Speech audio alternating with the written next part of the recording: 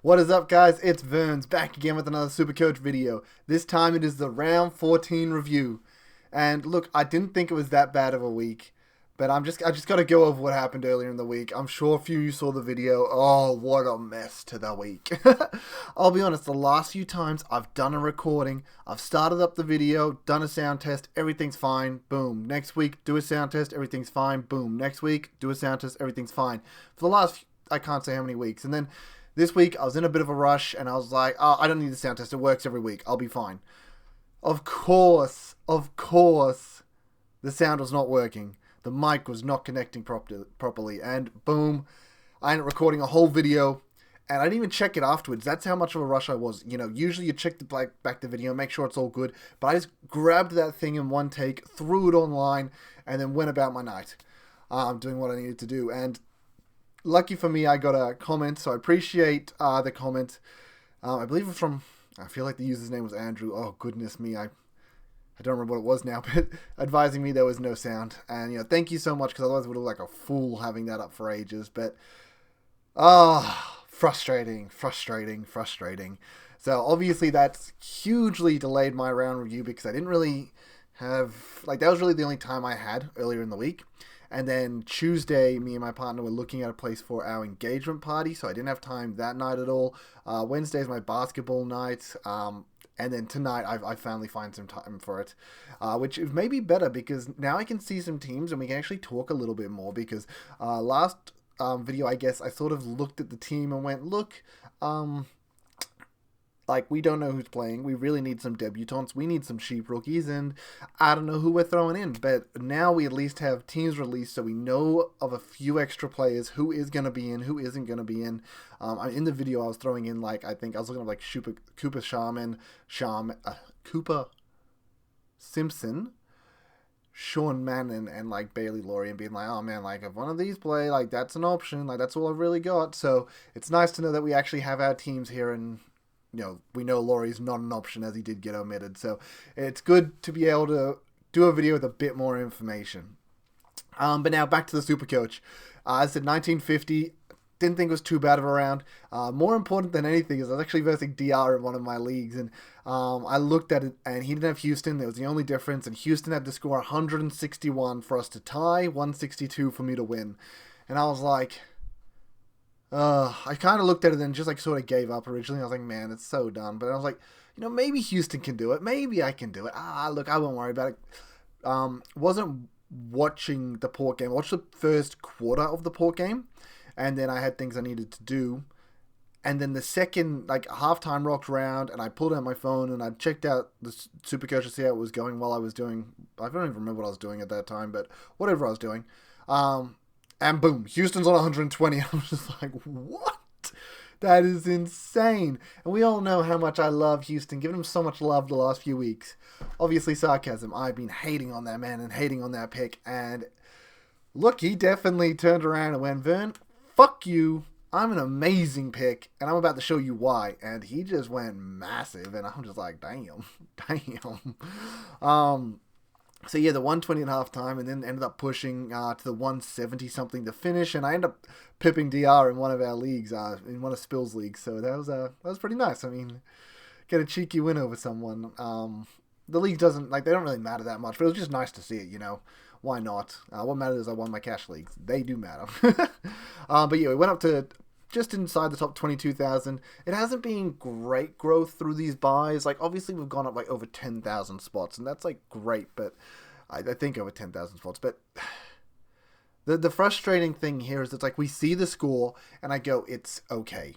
And a lot of the weeks I look at the guys that are like top 10%, sorry, top 5%, top 1,000. I look at those sort of scores, the guys that are in my league, and I see their scores and I go, they're always roughly around the same or slightly better. Sometimes I get, you know, above them, but I'm not making huge ground on them. And going as good as the guys are in the top 1,000 is great. Yeah, they're not getting any further ahead. The problem is I need to be catching them. Like, I don't know if like I said, I don't think I'll make top 1,000 at this point of the season. It'd be very highly unlikely to do that. But if I'm getting the same score of them each week, like, yes, I might gain ground on the guys around my rank, but I'm not catching the top 1,000. I'm not catching the top 5,000. If I'm scoring the same, they're scoring.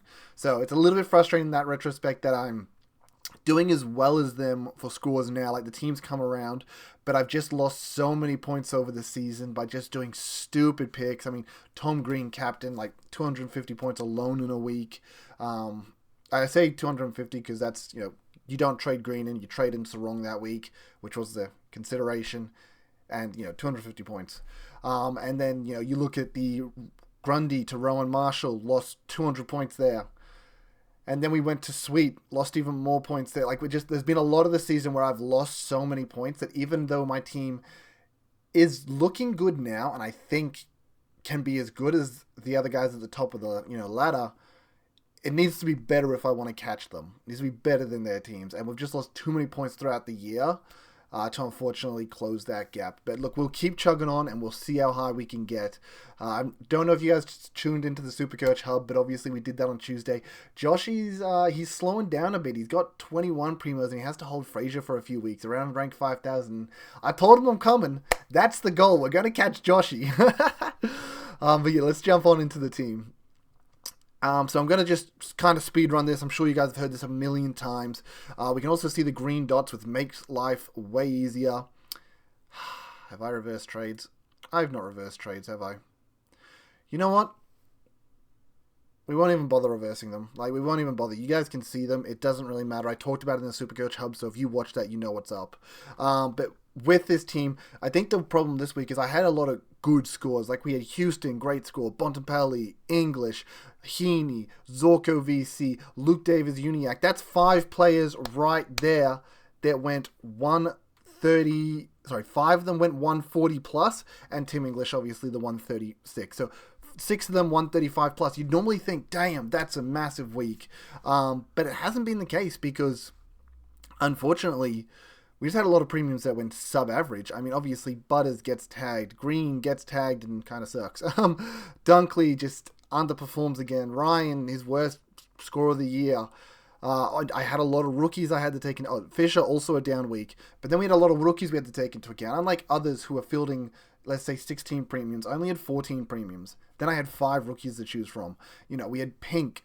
We had Kruger, who was my lowest score, who got, taken off at 46, but only 3 extra points on Pink. Then we had Frazier, Sutherland. Those guys around 60, 50 points. So we probably had more rookies than others.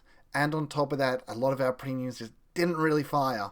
So the ones that did kept us in the mix, which is at least a positive there. Now, this week, looking at trades, as you can kind of see here, what I have to do... Okay, I need to actually update these because these guys aren't playing. Like I said, I just brought them in just to see what I can do. But basically with these trades, the way it is going to work is to get an upgrade. This was so funny. The funny thing in my video that obviously didn't end up getting uploaded, well, got uploaded and got taken down, is I was talking about trading Charlie Curnow, and I was really big on getting Charlie Curnow. I was really happy with that idea. And then I realized, let's just quickly count out my premiums. I'm going to move my premiums to their preferred roles. So let's just quickly count them out. And then we got, as I said, I'm counting Sexton as a premium, who, as you can see, has the orange dot, wasn't named on field, so a little bit scary there. And Reed's still technically out with the suspension. But we bring the premiums on field, and all of a sudden you see, yep, got a full defense, got a full ruck line, and I actually don't have a full midfield. I didn't realize this at the time. And the entire week coming into this, I'd been prepping... Which forward am I getting? Yeah, let's get on maybe Curnow, maybe Cameron, maybe Mackay. Let's size them up. Who's the best option? Decided I was going to go on Curnow. And then I was making the video and I was talking about it and my brain just sort of clicked and I'm like, wait a minute. This doesn't make sense. we don't have enough. Like, we're missing a midfielder. And look, I could push Flanders up, but to push Flanders up so that I can get an extra forward that's going to score 90 rather than a midfielder that's 1.5, 1.10, that's an awful decision. So we're not going to do that. Look, I could justify doing that in the defensive line because people like Sinclair and stuff look like they could actually go this 110, 115. And they're going to avoid, they probably will avoid tags that maybe the midfielders will get. So I could justify getting a 7th defender and rotating like a Dacos into the midfield. And then maybe I'd push to a 23rd midfielder and run a 7th defender that way. Saying that, we just don't have the trades for that, unfortunately. But I can't justify a forward. Cannot justify a forward.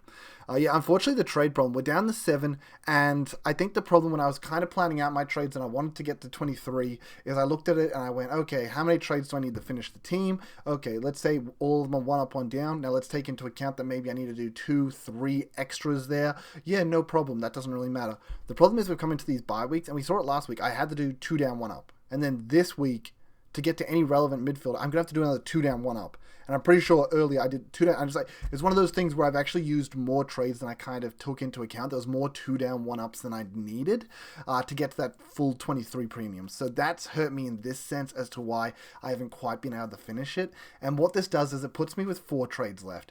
And the problem with 4 trades when I go 2 down, 1 up is that Sexton, there's a good chance he may have to be sideways soon. If he ends up a keeper, awesome. But if he doesn't, then I have to side with him, and I'm down to 3 trades. And as much as getting a 23rd player sounds great, I'd have to do that in a 1 up, 1 down. And how do I do that when I have no money? Like, once these guys are gone, so let's just make the trades I was going to make. We were going to make Sullivan out, Fraser got to go out, Clark got to go out.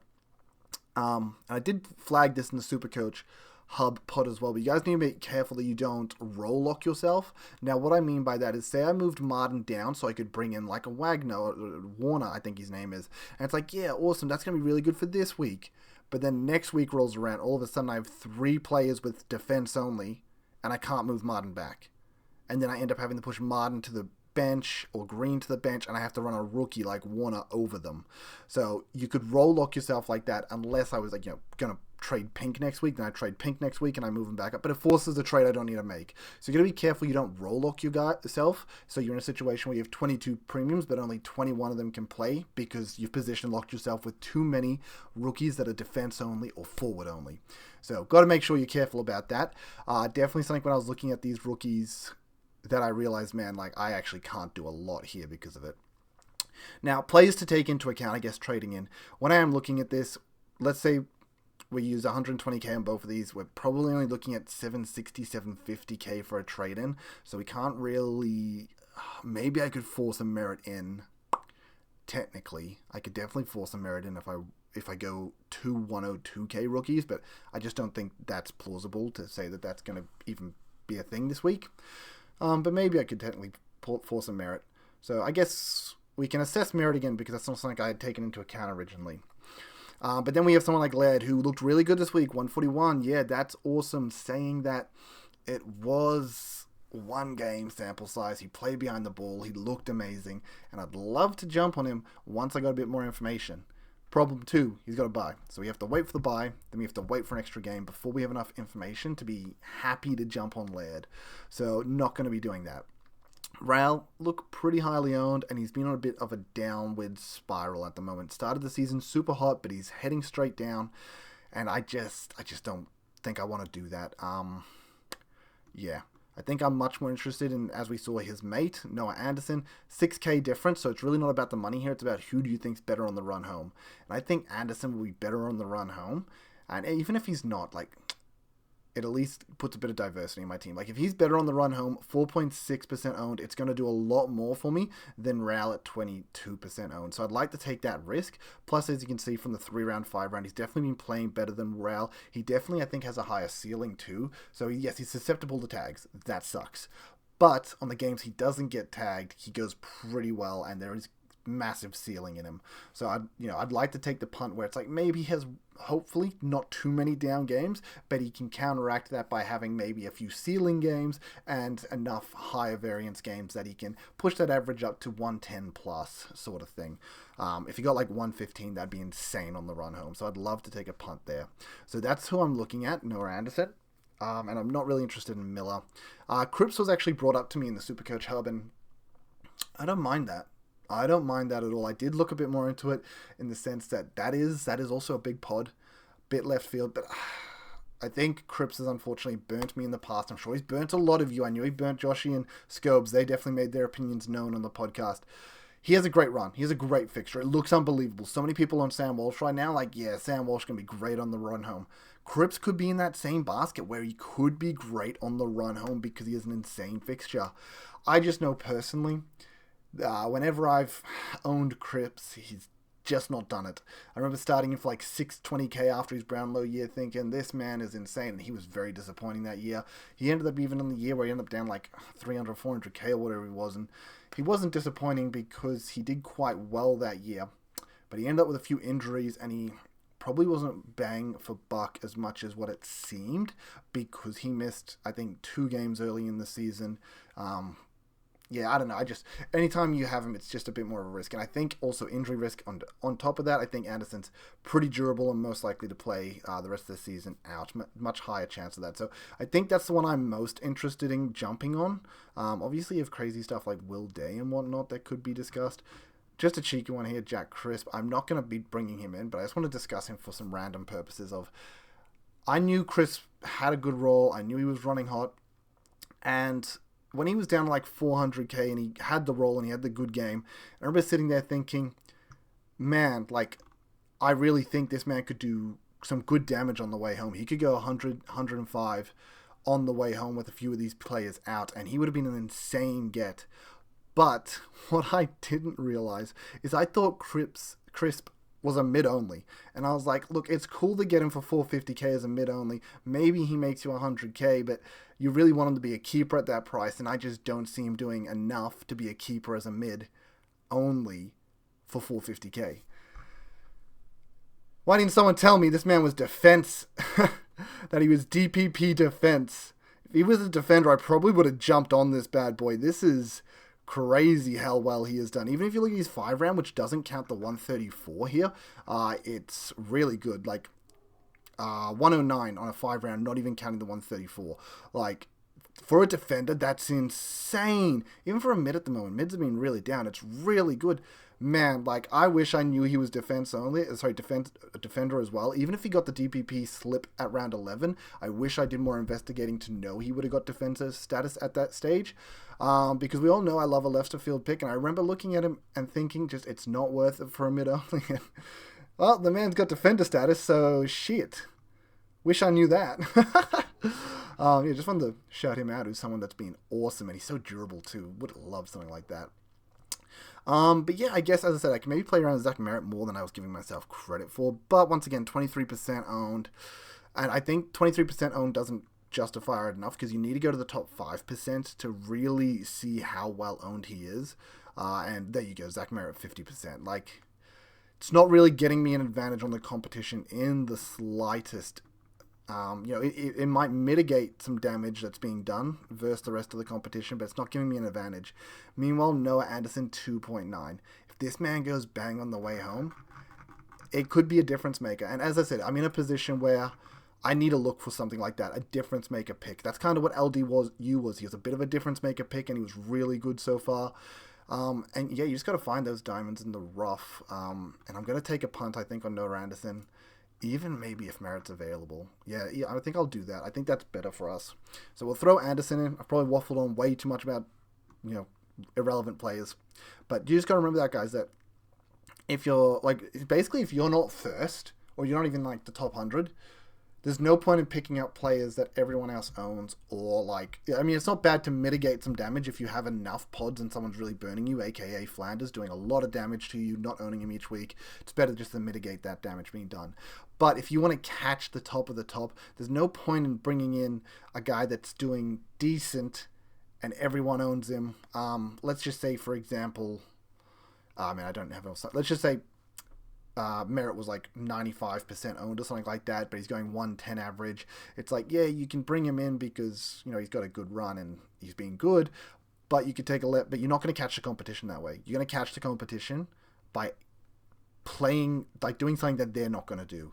And I think that's what Noah Anderson is for me. I think he is hopefully my ticket to maybe a good rank, maybe a respectable rank. Unlikely, but possible. Okay, now we're going to jump down to the options that we have. Awesome. Brown has been named. Once again, the problem with this stuff is you don't know if they're subs, and they can be a problem later on. So we can bring in Brown for that. Now, I wanted to look at Sard because of that midfield defender, DPP, which is very useful. But that only really is relevant if I have a 23rd Primo. And I just discussed it before. I don't know if I'm going to have a 23rd Primo. If I end up with 3 trades after having the side with Sexton, I might just hold on to the 3 trades. It's hard to say. And the thing is, I've got to find money elsewhere. Like, you guys can see it now with these guys getting traded out, the Sullivans, Frasers, the Clarks. Like, the highest money I have on any of my rookies is Pink at 193. Like, I can't one up, one down him with anyone. Like, I need to wait a long time for, like, Dowling to get up towards 300k. Maybe Kruger could do it. Maybe Pink can somehow get there. But I need to wait for other players to get up towards that mark. And then you can down one to the 102k rookie, bank 200k, put the 200k on top of the 300k, the other 300k player, and you get to the 500k, and you get that loophole player. I just don't have them. I just don't have that. So at minimum, even if I want to do that, I'm going to have to wait weeks. So if I end up waiting, let's say 5 weeks, and there's 4 weeks left in the season, and I've still got 3 trades there, like, yeah, I don't mind the idea then. I'll probably try and do it then if I have the players available to do it. But there's a chance that by that point, maybe I've already used another sideways because someone's been injured or something like that, and I don't really want to burn my last 2 trades doing a 1 up, 1 down. And the next thing you know, Gorn goes down and I have no ruck cover, or I have to play Kruger on field for the rest of the year. So I probably, as much as it hurts me to say, I probably can't go for the 23rd Primo, and I think that's really going to hurt my team on the run home. But yeah, so we're just going to do it that way for now. We definitely have money to go up for Anderson, actually. If I was to only get a 123k rookie, 25k on top of Anderson... No, he needs 30k on top of Anderson, so it would have to be at least a 117k rookie to get merit from Anderson. But as I said, I want to take the punt on Anderson. I want to play left of field. I want to play fun. Who else got named? Let's have a look here. Oh yeah, I saw Cleary got named. Mid only. Kind of sucks, but he got named. And I think that's really it. I think that's all the players that got named. So yeah, I have the option here of bringing in a loop. But let's count our players that we actually got playing here. So we got 6 in the back line with Pink. Cool. We have got 6 in the midfield. Brown is 7. 13. Gorn is 14. And then we've got 4 in the forward line, 18. So we have 18 playing players this week. So I have 2 options where I could force a 19th playing player by bringing in the Sydney fella, Cleary. Or I could accept the 18 and then bring in, as I mentioned, a loophole like Sard, but it's just irrelevant. Like, he's just irrelevant. Like, I can bring him in later if I downgrade Pink or something like that. Let's say a Green gets injured. Obviously, with Green getting injured for the rest of the season, he's 450k. Like, hopefully he wouldn't put out a stinker and go to 400k when he gets injured. But let's just say, hypothetically, got injured. I'm not going to be able to side with him to anyone useful. I'm almost going to have to downgrade a Pink, let's say to a Sard, bank 100k, and then you can upgrade him to maybe somebody useful sort of thing. And then that would use 2 trades as it is, and that would maybe leave me with 1 for the season, assuming Sexton and things like that. So hypotheticals, I hate spending the money up on Cleary because it is one of these things where I think we're gonna we're not gonna be sidewaysing these rookies anymore.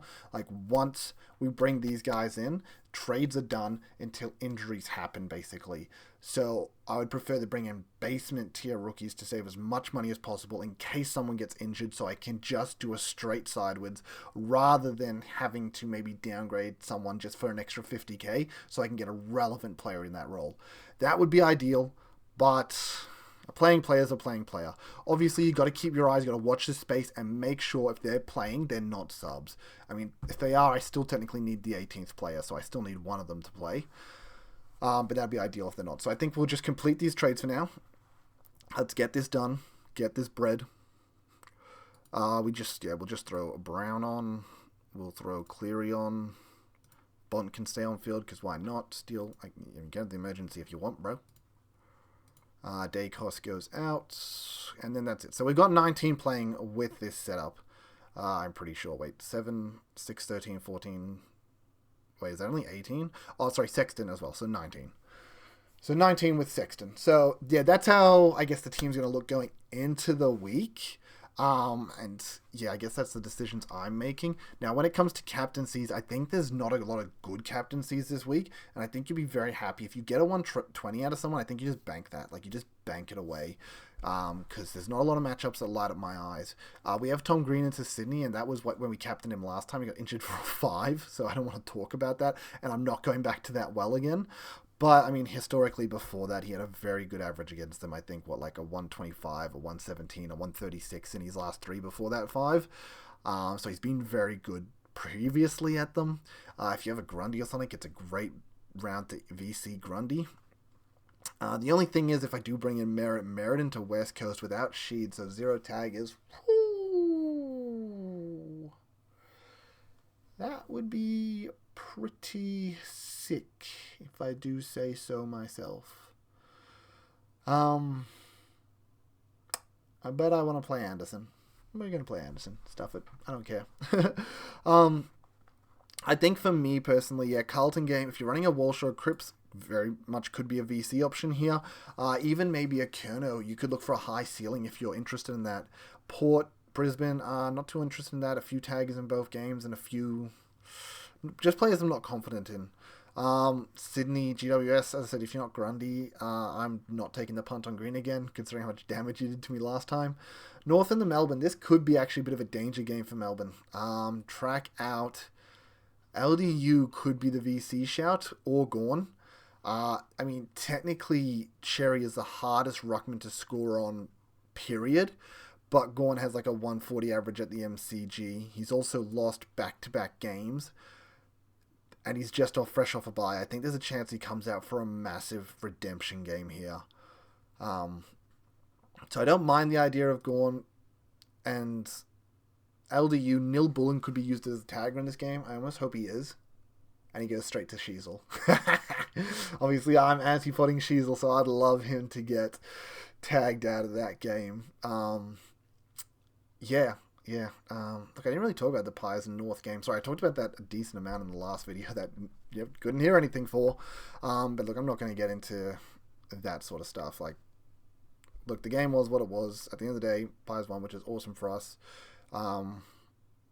Yeah, look, there were some bad calls at the end. Nobody's denying that. I think there was also some bad calls early in the game. I mean, Cherry flopped over a fence and kicked a goal for free. To be fair, awesome goal, like awesome kick. Like that was a hard goal to make. Should have never had a free though.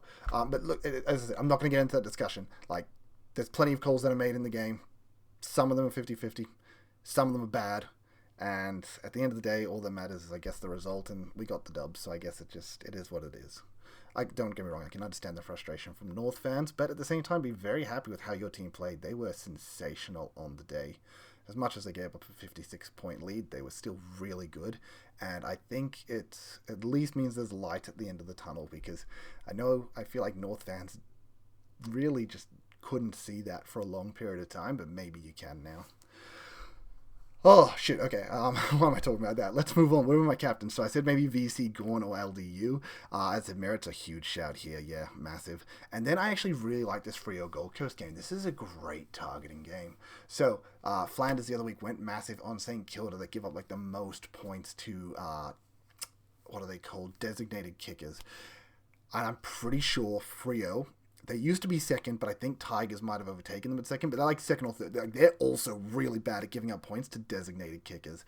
So Flanders could be another big shout here for another game.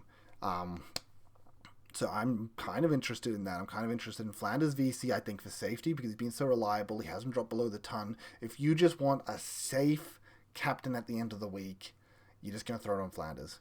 If you want a bit more of a versatile captain, I say versatile, but Ryan's been really good all season. But if you want to play a little bit more for that upside, I think you throw it on Ryan, assuming that your VC didn't work out. And I think it is the last game of the round. You could even look at that for your matchups. I mean, as I said, league's honor is important, but at the end of the day, if it's going to be, if it's not really a huge difference in the points, but it means you win a cash league or a league you're really important, like you really want to win. Why not take that punt? You get to the last game, you see that you have no uniques, you're down by 10, and you're like, well, I could continue to hold this Gawn 121 VC, or I could put the C on Luke Ryan and hope he can get a 131 plus. Something like that. Like, you'd play for it. Why not? So, yeah, I mean, that's probably my plans there. As I said, I think I'm going to put the VC on Gawn. I think I'm just going to do it. VC on Gawn, lock it in. That's what we're doing. Backup, I'm probably going to say Ryan, but it might come down to the matchups at the time. It might come down to matchups, I'm thinking there's a good chance I probably just end up taking Gorn's VC score. I have faith in him to come back this week. So yeah, anyway, that's going to be it for me, guys. I'm sorry about the late video. I'm sorry for the rambling, but I really appreciate all those that have stuck to the end of the video, especially those that have liked and subscribed for their consistent injections of Supercoach content directly into their YouTube feed. Anyway, till next time, guys. Peace. Later.